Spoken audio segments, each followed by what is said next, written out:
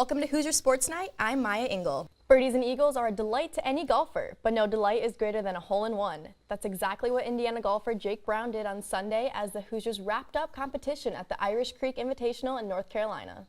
It was quite the scene on Saturday at Simon Skjodt Assembly Hall as the Indiana women's basketball team celebrated a major accomplishment. While it may not be football season just yet, the IU football team has already begun spring practice. IUS TV sports football beat reporter Joe Cantor has a story. After a stretch of non-conference games, the Hoosiers will see some Big Ten action this weekend when they host the Northwestern Wildcats for a 3-game set.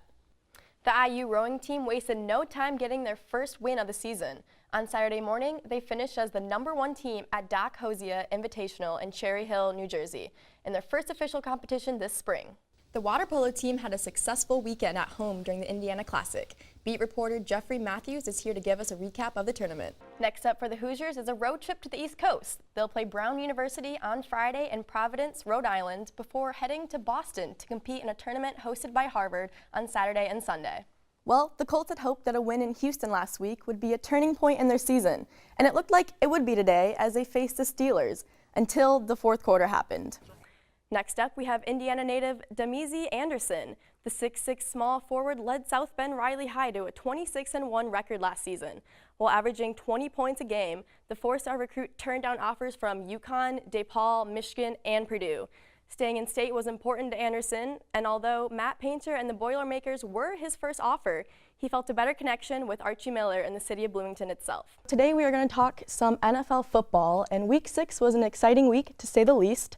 So while one team, the last undefeated team in the league, got their first loss, another team got their first win. Let's start off with the Chiefs. They got their first loss of the season. Nobody really expected it to come from the Pittsburgh Steelers. So where did they go wrong in this game? And on the other side, the New York Giants got their first win of the season against the Broncos, 23-10. So Henry, what looked different from this Giants team compared to other games that led them to get their first win? Green Bay Packers had many injuries in the game, but the most important one is obviously quarterback Aaron Rodgers, who left the game with a broken collarbone. So there's still a long season ahead of us for the Packers. So how do you think this will affect the rest of the Packers season? Another big factor in Game 2 is Justin Verlander is on the mound. So I think that can have a huge impact on the Astros getting the win in Game 2. You know, Justin Verlander, he just joined the Astros. He's only pitched 8 games for them, but the Astros have won all 8 games. So to say the least, I would say Justin Verlander is pitching the best baseball in his entire career, and I think that can lead the Astros to a victory in Game 2. Well, the Colts had hoped that a win in Houston last week would be a turning point in their season, and it looked like it would be today as they faced the Steelers, until the fourth quarter happened. The Steelers have had the Colts' number lately, beating them the last 4 times they faced off. Pagano has never beaten them in his career with the Colts. Vontae Davis is gone. Pierre Desir in at cornerback. Ben Roethlisberger tests him, and that was a bad idea. Desir picks him off. It's a scoreless first quarter. Second quarter, Colts find the end zone. Jacoby Brissett connects with Dante McCreef for a 60-yard touchdown. Colts go ahead 7-zip. It's 10-3, Indy at the break. First possession of the second half, Brissett with another long hookup, this one to Chester Rogers. 61-yard touchdown, his first TD in the NFL. Colts on top 17-3, and that deserves a celebration dance. But critical mistake here. Ball goes through Jack Doyle's hands and is intercepted by Ryan Shazier at the Colts' 10-yard line. Steelers in great shape. They take advantage. Roethlisberger with loads of time. He finds wide open Vance McDonald for the 7-yard score. 2-point conversion is good. Game tied at 17. Then, 4 seconds to go, Chris Boswell nails a 33-yard field goal. That is game. Steelers rally for a 20-17 win. The Colts are now 3-7 heading into the bye week. Chuck Pagano, after the game, displeased with the deja vu of bad second-half performance. Well, on Friday, Archie Miller called his team soft after they were beat in their first game of the season by the Indiana State Sycamores.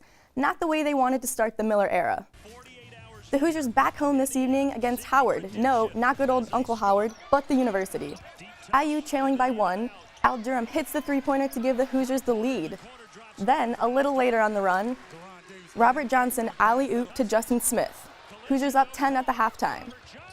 Beautiful alley-oop right there. Then in the second, Deron Davis putting in some serious work down low. He leads IU with 17 points.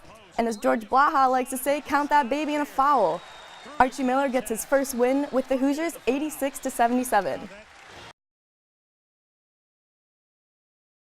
IU's men's soccer team is on the verge of making history this year with a record of 17-0-5. With only 3 games left, this could be their first undefeated season in program history. There's no doubt that a huge part of the Hoosiers' success comes from some of the new guys. Forward Mason Toy has not only made an impact on the team with his 10 goals, but also with the energy he brings on and off the field. I've scored a good amount of goals this year. I just think that I've brought, a good energy and, a bit of happiness to the team. I like to dance, joke around, so I think I, relax some of the guys sometimes. Even though freshman midfielder Griffin Dorsey spent a week in Spain playing with the U18 men's national team, that hasn't slowed him down when he got back in the Crimson and Cream.